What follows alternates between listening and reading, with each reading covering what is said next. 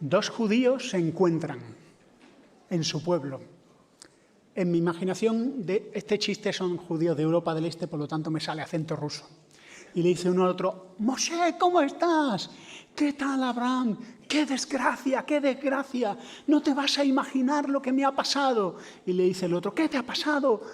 Mi hijo se ha hecho cristiano. Mi hijo, yo soy judío de generaciones, mi hijo. Y dice: ¿y tú qué tal? Y dice: oh, qué desgracia, no te vas a creer lo que me ha pasado. También mi hijo se ha hecho cristiano. Y los dos se abrazan, lloran. ¡Qué desgracia, qué desgracia! ¿Qué hacemos? Dice: vamos a hablar con el rabino. Así que van a hablar con el rabino. Rabino, tenemos una desgracia muy grande. Por favor. Dice: contadme, hijos, sentaos, ¿qué pasa? Nuestros hijos se han hecho cristianos. Y dice el rabino: oh, por favor, no os lo vais a creer. Mi hijo también se ha hecho cristiano. Y dicen los tres: ¿qué hacemos, rabino? Dice: vamos a orar a Hashem, vamos a orar a Dios. Y vamos a ver qué él nos dice. Total, que los tres oran, invocan el nombre de Dios. Dios, por favor, ayúdanos. No sabes lo que nos ha pasado. Nuestros hijos se han hecho cristianos. Y Dios responde y dice: no sabéis lo que ha pasado. Mi hijo ha fundado el cristianismo. Y este es un chiste que cuentan los judíos, porque se lo escuché a un judío, o sea que ningún judío se sienta mal. Para nosotros, que esto nos hace gracia pensar que para un judío que su hijo se haga cristiano es un drama, para las iglesias del Nuevo Testamento era algo incomprensible. Hoy no tenemos predicación como tal, tenemos clase, y lo que hoy va a ser una clase. Vamos a hablar de la iglesia en Jerusalén, en Antioquía y en Filipos. Las tres tenían en común un problema, y era el tema del judaísmo. Y es que lo que para nosotros parece tan claro, ¿no?, que Jesús es el nuevo pacto, para ellos les suscitaba un montón de preguntas. ¿Qué papel tiene ahora Israel? ¿Y los gentiles son creyentes de segunda, de primera? ¿La circuncisión es importante, no es importante? ¿Es necesario para ser salvo ser circuncidados como pidió Moisés? Bueno, estamos estudiando el libro de Romanos y algunos se preguntarán: ¿y por qué en Romanos salen estos temas? Estos temas salen porque eran necesarios, porque eran una fuente de problemas y de malos entendidos entre creyentes judíos hebreos, judíos helenistas y gentiles que venían de otras costumbres. Hoy vamos a hablar de las iglesias del Nuevo Testamento. Por cierto, voy a recomendar un libro, Las iglesias del Nuevo Testamento se llama, de Rubén Dolz, al que, por cierto, conocí hace poco, y además es un tipo muy amable y te da unos abrazos como los de Ageo, ahí de envolventes. Gran tipo, los dos, si queréis profundizar en él, porque se habla mucho de la historia y del contexto histórico, algo muy importante, y es una cosa que vamos a ver. Vamos a hablar de tres iglesias: la iglesia en Jerusalén, la iglesia en Antioquía y la iglesia en Filipos. Y va a ser interesante porque voy a hablaros en esta clase, que no es una predicación, es una clase de escuela bíblica de adultos, voy a hablaros mucho de historia, y en las notas que os voy a compartir esta noche os voy a dar más detalles históricos. Estos detalles, aparte de que sean muy interesantes, a los que os gusta la historia, nos gusta la historia, es que os van a permitir entender mejor el libro de Hechos, Gálatas, Hebreos, Romanos, porque son los temas que eran un auténtico conflicto. La iglesia en Jerusalén, una iglesia judía llena de judíos hebreos que habían reconocido que Jesús era el Mesías de la descendencia de David y que solo en su nombre había perdón de pecados. Una iglesia llena de amor, de generosidad, que compartía sin límites y que tenía buen testimonio de todos. Pero también una iglesia, la iglesia en Jerusalén, que no llegó a entender la importancia de obedecer el mandamiento de Jesús de ir hacia afuera con el Evangelio. Ellos se quedaron disfrutando de una especie de cielo en la tierra, que era este Evangelio. Luego tenemos la iglesia de Antioquía, una iglesia misionera que tenía visión y tenía un plan y tenía un equipo. O sea, muy ejemplar. Una iglesia que mandó equipos misioneros y que surgió precisamente de una gran persecución. Y luego tenemos, y la iglesia en Antioquía era una iglesia mixta. Ahí tenían judíos y gentiles. Esta es una fase 2 de iglesia.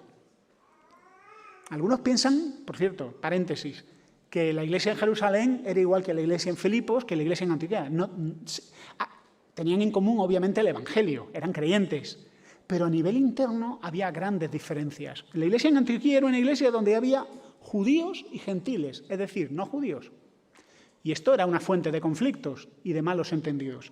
Y luego tenemos la iglesia consolidada en Filipos, digamos el tercer escalón de la iglesia. Filipos, una iglesia consolidada con obispos, pastores o ancianos, que el término es el mismo, ya sabéis que el Nuevo Testamento usa el mismo término, y diáconos. Una iglesia que tenía carga por apoyar el ministerio de Pablo, pero una iglesia que quizás estaba tan metida en disputas personales que habían descuidado tal vez el Evangelio y se habían metido por ahí los judaizantes diciendo, bueno, hay que volver atrás, hay que guardar la ley de Moisés y los gentiles se tienen que otra vez que circuncidar. Bueno, otra vez no, se tienen que circuncidar. Así que tenemos estas tres iglesias y luego al final vamos a hacer una reflexión de qué podemos aprender de estas tres iglesias nosotros, en Suances. Bueno, lo primero, la iglesia en Jerusalén, la primera iglesia.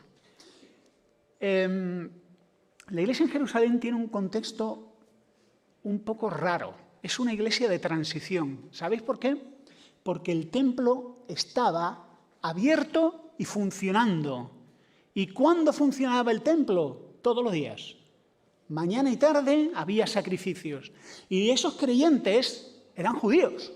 Judíos hebreos y judíos helenistas. Por cierto, el término judíos hebreos y judíos helenistas, que a veces leéis en el libro, de hecho, los griegos, eran judíos que vivían fuera de Israel, que en la gran dispersión de judíos, con todos los problemas que ha tenido la historia de Israel, pues vivían en una cultura griega.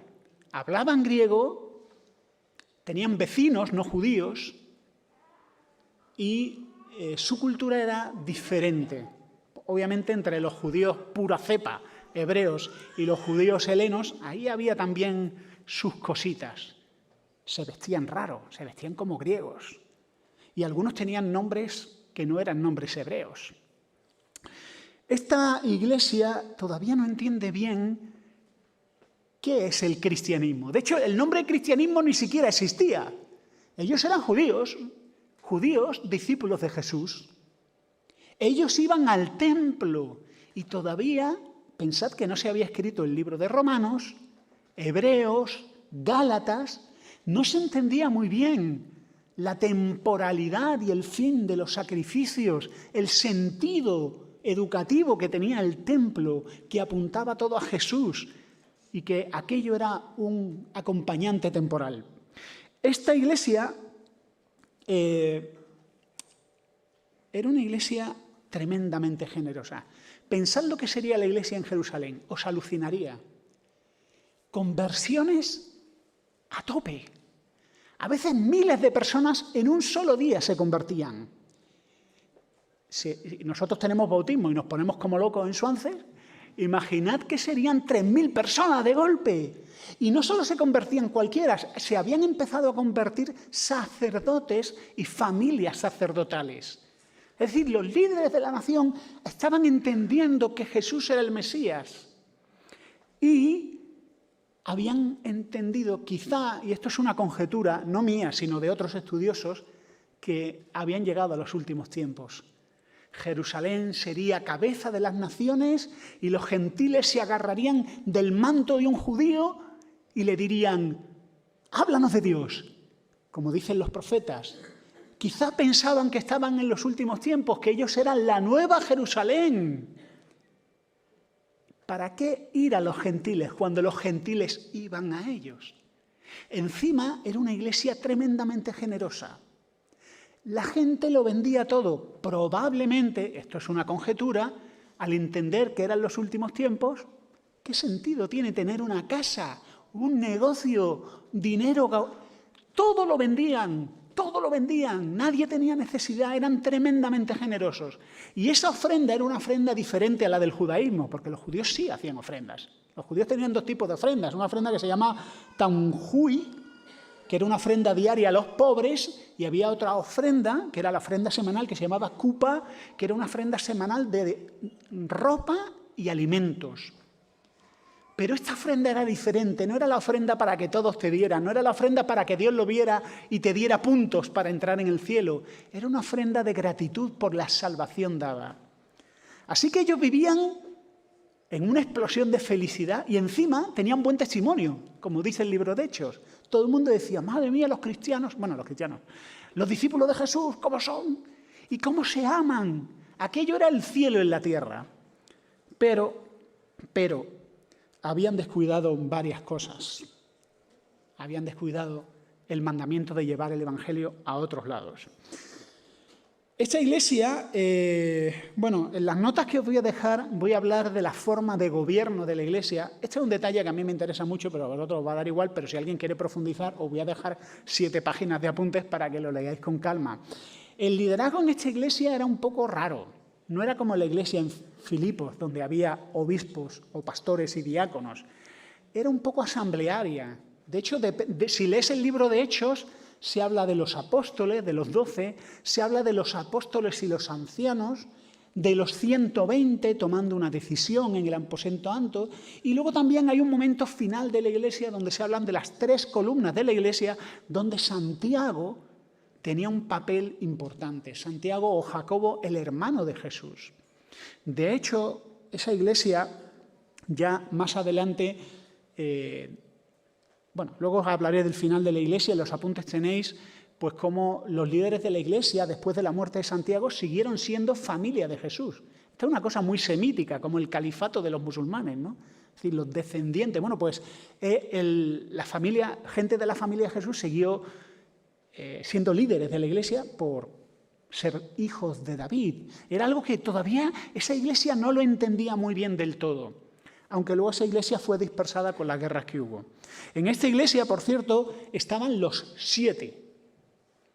Los 7. ¿Quiénes eran los 7? Algunos llaman los 7 diáconos, pero la palabra diácono no aparece en ningún momento.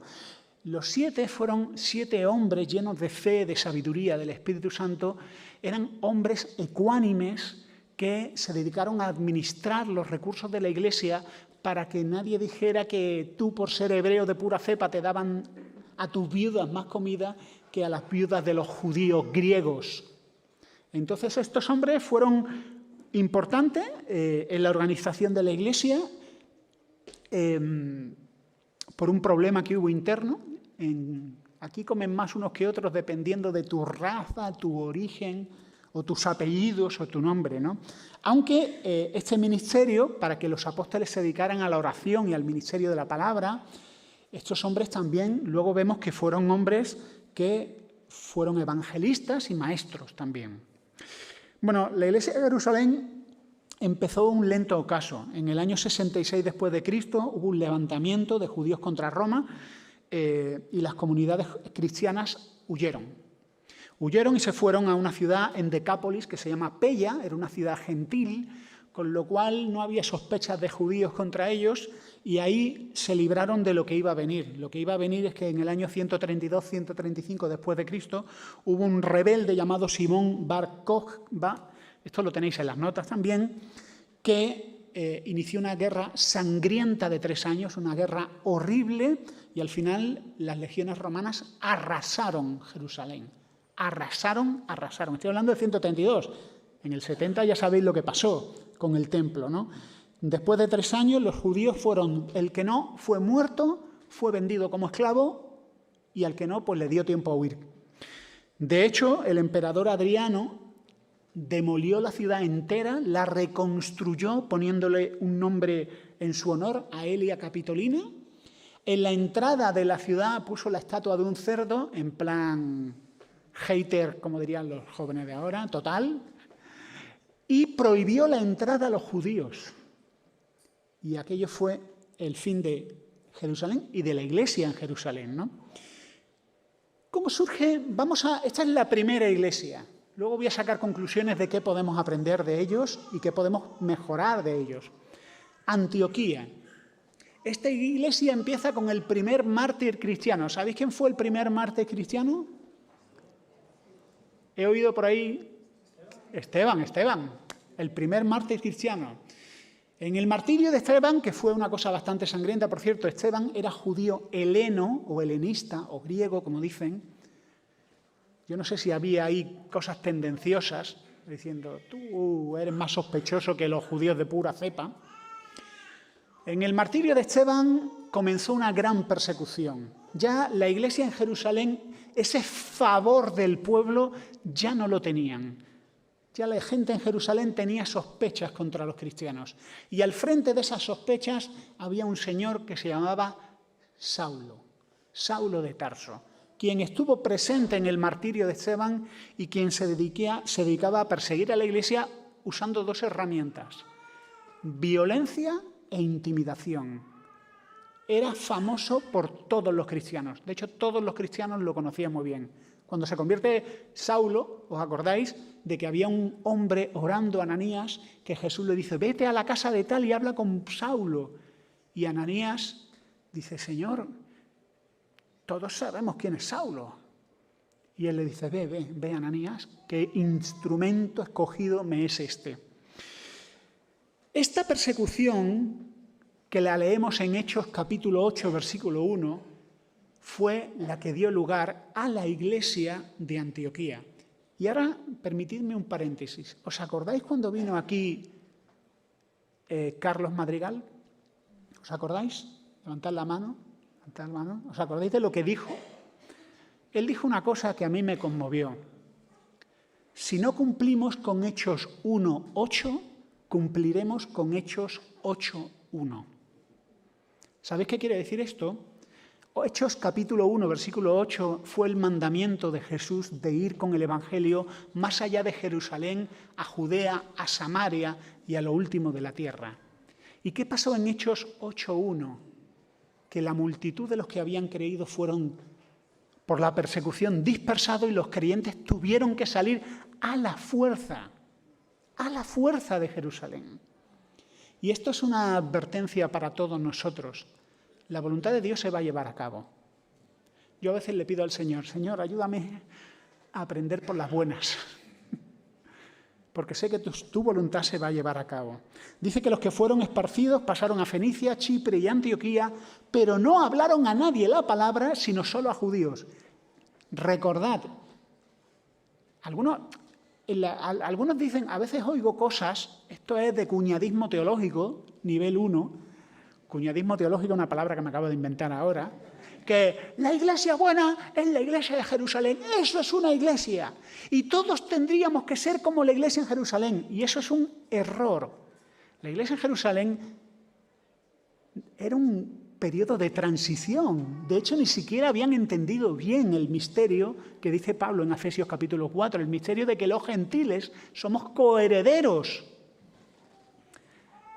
Y los apóstoles desaparecieron. Los creyentes fueron dispersados, pero no hablaron con nadie, solo a judíos. Decían, ¿eres judío? No. Yo recuerdo don Eric Bermejo, a quien algunos conocéis, él cuenta que su hijo llegó al aeropuerto de Israel y había judíos haciendo proselitismo. Y le decían los judíos súper, ultra, mega, hiper, turbo ortodoxos, hola, con un folleto, tengo algo para ti. Y él, ¿sí? Porque tú eres judío, ¿no? Y entonces cogía el judío el folleto y decía, entonces no tengo nada para ti. Esto es lo que pasaba con esa bendecida comunidad cristiana, comunidad de discípulos de Jesús, todavía no se llamaban cristianos, pero que no entendían que esto era también para la gente como tú y como yo, gentiles. Pero había algunos que empezaron a predicar el Evangelio también a otros. Y hubo un avivamiento, el Señor bendijo mucho eso. Por cierto, esta iglesia en Antioquía es la primera iglesia que se forma fuera de la Palestina romana o del Israel, como nosotros entendemos históricamente. Por primera vez en la iglesia de Antioquía vemos a paganos o a no judíos que no fueron obligados a circuncidarse y a hacerse judíos para luego hacerse cristianos. En esta iglesia también aparece el nombre cristianismo, por cierto, como un mote. No era una cosa, nosotros lo llevamos, soy cristiano. Aquello era un poco cristianos, tanto Cristo, todo el día con Cristo, todo el día con Cristo, cristianos. En esta iglesia surge un cristianismo visionero. En esta iglesia hay personalidades muy importantes, líderes muy importantes. Uno de ellos, Bernabé, que no era de los 12, pero según Hechos 14:4, algunos dicen que tenía la consideración de apóstol. Esto es una conjetura que hay, porque cuando ellos van a Iconio y hay una oposición, decía, había algunos que estaban del lado de los judíos y otros estaban del lado de los apóstoles. Claro, Bernabé estaba con los apóstoles. Esto es un poco conjeturar, ¿no? Su nombre era José, era levita, era de Chipre y según la tradición, habrá que ver si esto es cierto, con todo mi respeto a Clemente de Alejandría, él era del grupo de los 70 que Jesús mandó a predicar por los pueblos. Y según Tertuliano, era el autor de Hebreos. Ahora, que sean padres de la Iglesia no significa que tuvieran razón, que a algunos se nos va la olla con los padres de la Iglesia. Podía ser así, eran tradiciones muy antiguas. Se le llamaba hijo de consolación y tenía el don de animar. Era una personalidad arrolladora. Estos que están siempre animando, motivando. Pues él era así, era alguien, obviamente la gente así es muy querida en la iglesia, además era valiente y era conciliador. La iglesia en Antioquía era una iglesia con predicadores, con evangelistas itinerantes, era una iglesia carismática en el sentido de que estaban llenos de dones y manifestaciones del Espíritu Santo. Ese primer impulso misionero estaba lleno de sanidades, de milagros y era algo habitual en la iglesia. Pero también había ahí conflictos. Porque había algunos judíos que decían, a estos no pueden, yo no puedo entrar en casa de un gentil, yo no puedo tomar la Santa Cena con un no judío, son impuros. Y ahí hubo un conflicto grande y en Hechos capítulo 15 tuvo lugar el concilio de Jerusalén, donde las iglesias pidieron consulta a los apóstoles, ¿qué hacemos con tanta gente que se está convirtiendo que no son judíos? Así que hubo historias. Tenéis más detalle de esto en los apuntes. Primer escalón, aunque esto de escalón hay que cogerlo con alfileres, la iglesia en Jerusalén, segunda etapa de la iglesia en Antioquía, y llegamos a la tercera etapa, la iglesia en Filipos. Interesante. Ya estamos a otro tipo de iglesia. Una iglesia 100% judía, una iglesia mixta, judíos, no judíos, y aquí tenemos una iglesia consolidada con seguramente mayoría de gentiles. Os hablo un poco de la historia de Filipos. Esto es interesante, esto ya no es para frikis de la historia, aprovechad. La ciudad de Filipos es una ciudad muy interesante para entender Filipenses, para que cuando leáis Filipenses entendáis por qué Pablo dice ciertas cosas en Filipenses. ¿Quién sabe quién era Marco Antonio y Cleopatra? ¿Quién os suena? Lo sabéis porque habéis leído Asterix, ¿verdad, Iván? Asterix es seguro, ¿eh? Seguro, sí, lo reconoce. Todos hemos leído Asterix y Cleopatra. Licencias cómicas de estos geniales autores. Cuando matan a Julio César, lo matan dos señores que se llamaban Bruto y Casio. Sí, Casio. Antes de los japoneses. Pero Julio César tenía dos amigos. Uno era Antonio y el otro se llamaba Octavio. Octavio eran Team César y Bruto y Casio eran Hate César. Cuando muere Julio César hay una guerra entre estos cuatro líderes, los dos partidarios y los dos enemigos, y los que pierden fueron Antonio y su amigo Octavio. De hecho, cuando pierden es el mítico episodio de que Cleopatra y Antonio se suicidan. Un poco aquello romántico, suicidio muy tremendito, amor adolescente total. Los partidarios de Antonio son expulsados de Roma, les quitan todos los bienes y los destierran a Filipos. Curioso, yo no lo sabía, gracias a Rubén Dolf, yo no lo sabía. Lo destierran a Filipos y Filipos era una colonia romana. Tenía la categoría de ciudad imperial. Es decir, tenían el derecho romano y los derechos de los romanos.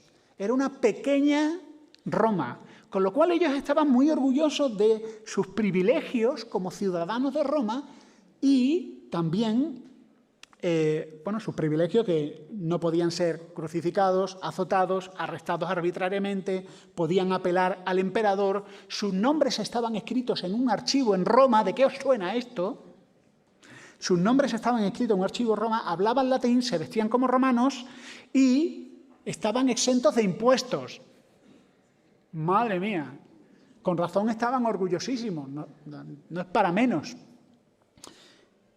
En Filipenses capítulo 3, versículo 20, cuando Pablo escribe a los filipenses, les dice que les da saludos de la casa del César.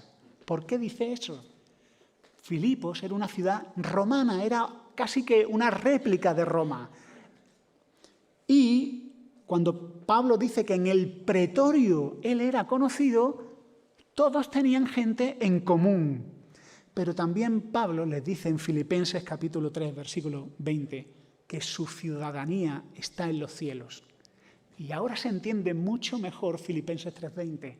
Estáis orgullosos de ser romanos, estáis orgullosos de no pagar impuestos, de ser romanos, de tener derechos y de disfrutar del ius italicum.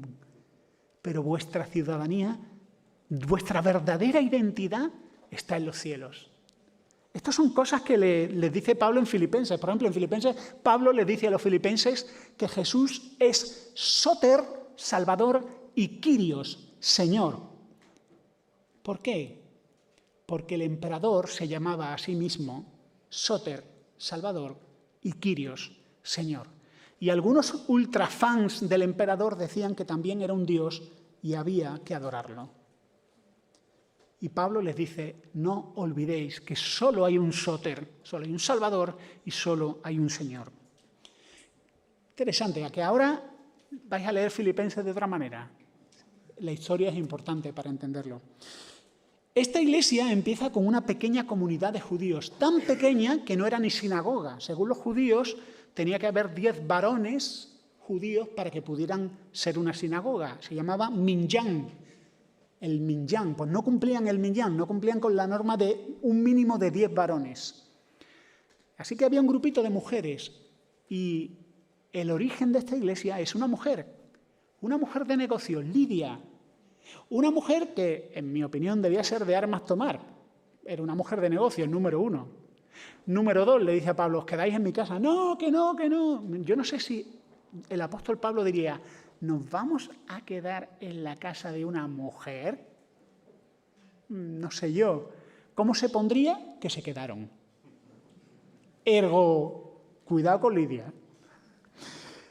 Esta iglesia tuvo algunos problemas,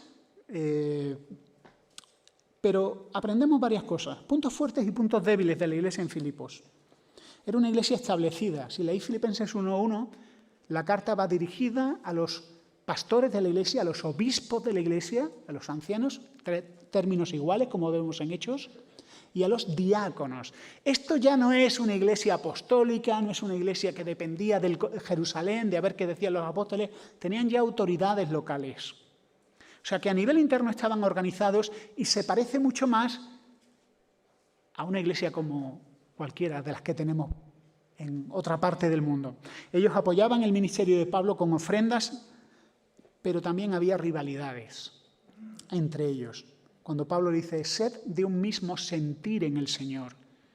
Había rivalidades, deseos de destacar, gente muy fiel de la iglesia en desacuerdo, como Evodia y Síntique. Y esto restaba fuerza a la iglesia. Y esto ya es una conclusión mía. Si queréis la tomáis y si no la dejáis. Sospecho que esa distracción fue una puerta trasera abierta a que se metieran los judaizantes, porque cuando los creyentes perdemos de vista lo importante, se nos cuelan los lobos que siempre van a por la ovejita más débil. Y esos hermanos fueron presa de los judaizantes que decían que había que volver atrás. Pablo pone el ejemplo de Epafrodito en esta iglesia, alguien que no buscaba destacar, alguien que no tenía ambiciones personales y luego hacía la guerra por su cuenta de estoy muy descontento en esta iglesia, pero ocultaba ambiciones personales. Epafrodito buscaba el bien de la iglesia, buscaba el bien de Pablo, siempre quería ayudar, siempre quería sumar. Y sí, había problemas en la iglesia, pero él estaba ahí para aportar. Epafrodito seguramente tenía padres paganos, porque su nombre significa para Afrodita. Así que imaginaos lo paganísimos que eran sus padres. Y este hombre era un creyente que era de gran ayuda. Bueno, fin de la clase, pero vamos con las conclusiones. Y aquí vamos a hacer unas conclusiones muy personales, como Iglesia de Swances. Hemos visto historia, espero que os haya ayudado a entender ciertas cosas. Por ejemplo, aquellos que dicen que Jerusalén era el modelo. El cristianismo tenía que ser como Jerusalén, cuñadismo teológico, ¿acordáis, verdad? Algunos lo dicen en el sentido socialista, ¿no? Es decir, no tiene que haber propiedad privada, porque en Jerusalén los cristianos no tenían propiedad privada. Entonces, lo suyo es que vivamos en esa especie de comuna socialista y tal. Y ahora los hermanos venezolanos y cubanos dirán, ¡ay, no, por favor, calla! ¡Ave María! No. No era eso. Lo que nos enseña la historia y lo que nos enseña la Biblia es que esto pasó en esa iglesia. Pero no fue el modelo que se repitió. Y pasó en esa iglesia porque seguramente ellos pensaban que Jesús volvía y que ya no tenía sentido tener propiedades, ni tener ahorros, ni ahorrar para el dentista del niño, o lo que hubiera en esa época, ¿no? Tampoco tienen razón aquellos que dicen que el modelo de iglesia es el modelo apostólico, donde los obispos son sucesores de los apóstoles. Y con esto me refiero a nuestros buenos amigos católicos romanos y a los patriarcados orientales, que son sucesores de los apóstoles. Los apóstoles murieron, nos dejaron la Biblia y el apóstol Pablo ya al final de su ministerio establecía ancianos o pastores en cada iglesia. Esta iglesia vino de un avivamiento colosal con el templo y no entendían bien ciertas cosas. Es importante que entendamos que el problema de la judaización a veces también está relacionado con la nostalgia, con las modas espirituales. Cuando descuidamos de estudiar la Biblia, cuando descuidamos el evangelismo y hacer discípulos, empezamos a interesarnos por temas secundarios. ¿Deberíamos los hombres de circuncidarnos? ¿Deberíamos de celebrar? El otro día me escribía un amigo por Telegram, un amigo que conozco de hace muchos años, que estaba planteándose celebrar las 7 fiestas anuales como hacen los israelitas.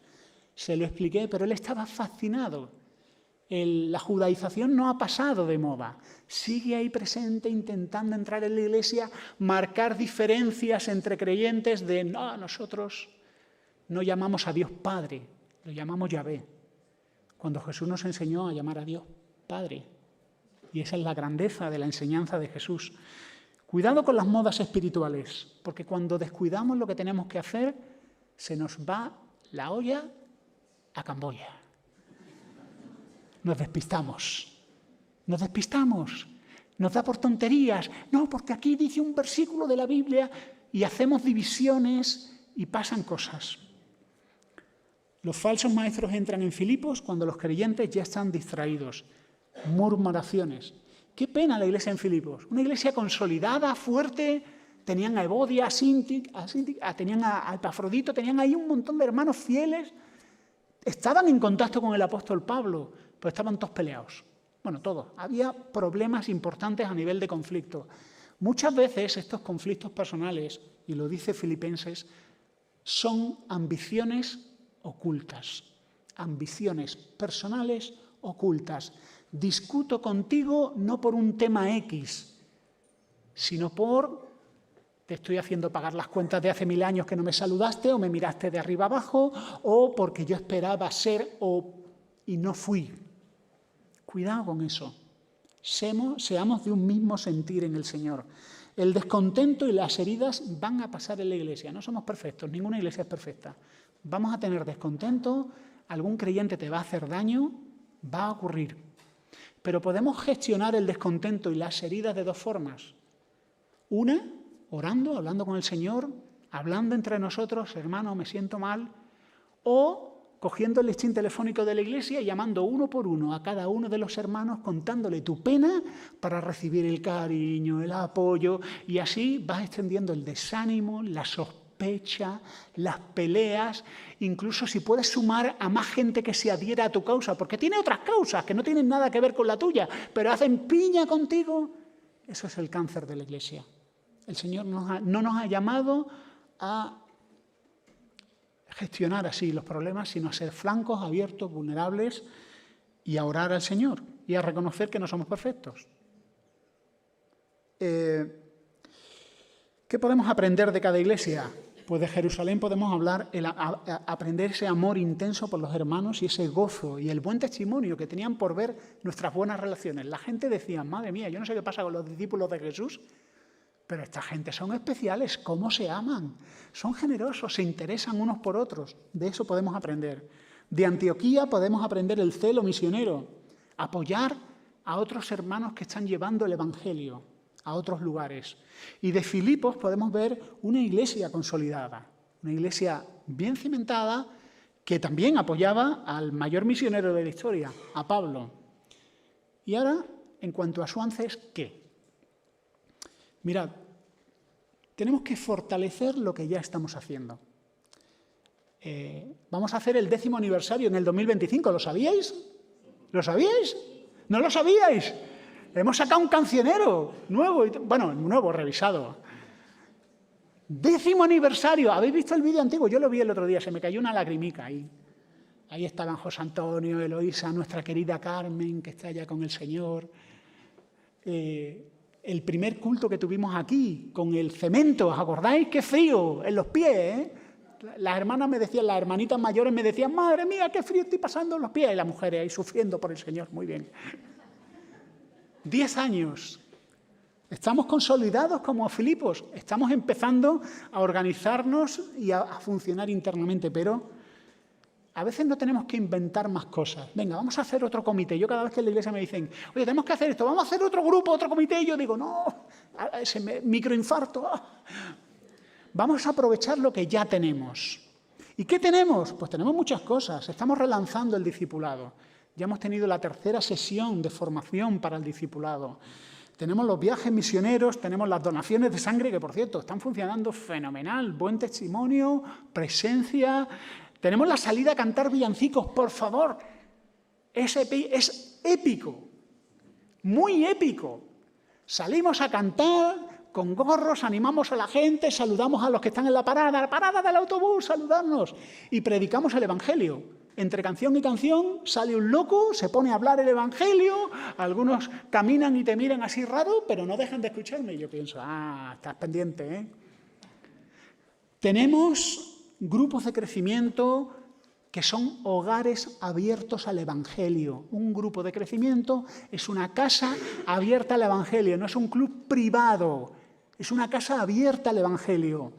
Tenemos las películas, el cine entre amigos, tenemos los misioneros y obreros que sostenemos, tenemos YouTube, saludos YouTube, 1900 reproducciones en los últimos 28 días, sobre todo de España, México y Estados Unidos. Quien sea que nos veas, saludos, Dios te bendiga. Pero debemos de seguir con los ojos puestos en el Evangelio. La iglesia de Suances existe y tiene sentido en la medida que nos abrimos. Y creo que tenemos que asumir nuevos retos. Este 10º aniversario es como el fin de año, ¿no?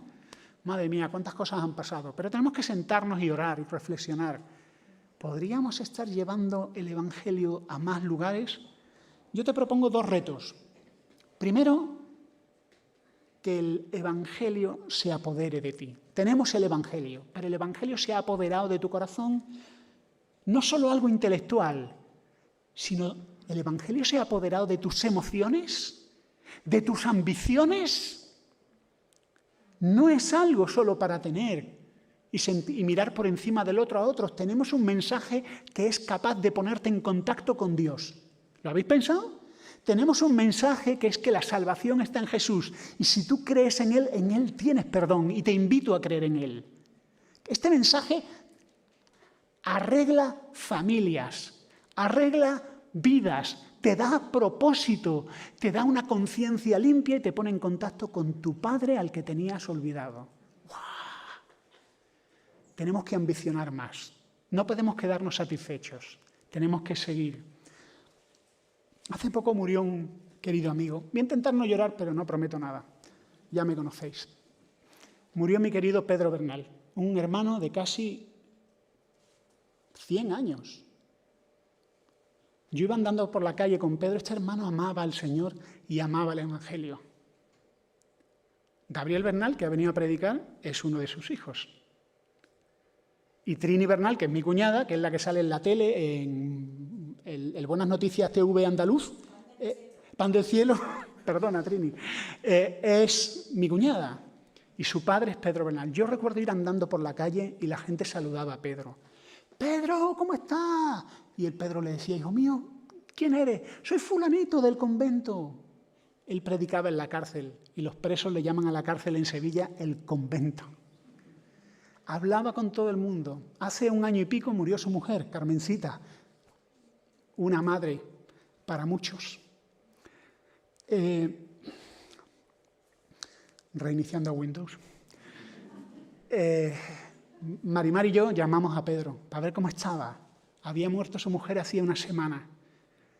«Pedro, ¿cómo estás?», le preguntamos. «Hermano, el dolor es muy grande, pero la esperanza es mayor». «Perdona, Julio, que es que estoy aquí en la peluquería. ¿Qué, te estás cortando el pelo?» «No». ¿Sabéis qué hacía Pedro? Pedro iba predicando por la calle a todo el barrio. Estaban los chavales fumando porro y les decía, «Hacerme sitio».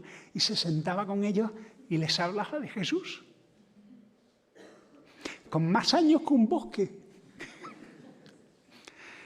Y en su peluquería hablaba del Evangelio con todos los clientes de la peluquería. Y el dueño de la peluquería le dijo, «Pedro, quédate aquí el tiempo que quieras».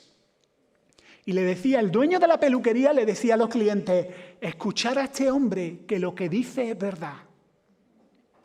Y ahí estaba Pedro, con su esposa muerta. Se permitió 1 semana de descanso y estaba predicando el Evangelio. Ese es el legado y esa es la actitud. Ese es el legado y esa es la actitud. El Evangelio tiene que ser nuestro tesoro y nuestro motor más precioso. Y Suances deja de tener sentido en el momento en el que el Evangelio no sea el centro de todo. Y otra cosa, no olvidemos que el Evangelio tiene que estar presente en cada cosa que hagamos como iglesia. No es, venga, vamos a hacer un comité de evangelismo, que estaría fenomenal, lo tuvimos en el pasado, un equipo fenomenal. Pero todo tiene que obedecer el Evangelio. Hace 2 años, o 3 o 4, ya no me acuerdo, tuvimos la obra de teatro, la de Navidad. Dentro de poco volvemos a tenerla. Yo me acuerdo que hacía del apóstol Juan, que luego heredó mi puesto, Jonatán, con bastantes más tablas sobre el escenario, y hay otros, Juanes. Pero recuerdo que le pregunté a los chicos, estaban ahí todos los niños nerviosos antes de la obra de teatro, lo típico, todos nerviosos, cacareando como gallinas, todos ahí. Y les pregunto a los chicos, ¿sabéis por qué hacemos esto? Y se quedan todos mirándose unos a otros. Y uno de ellos, con mucho fervor, me dice, ¿cómo que para qué? ¡Para que crean! ¡Para que crean! Hoy, la sorpresa me dejó cao. Por cierto, fue Miguel el Junior, una versión infantil de Miguel. Me acuerdo, no te acuerdas, Miguel, pero era Miguel. ¡Para que crean! ¿Cómo que para qué? ¡Para que crean! Que todo lo que hagamos en Suances sea para honrar a Jesús y para que crean, porque necesitan creer. Y si tú no crees, tú necesitas creer. Y si tú eres creyente, necesitas creer más todavía. Aprendamos de estas iglesias y el Señor nos bendiga como iglesia. Amén.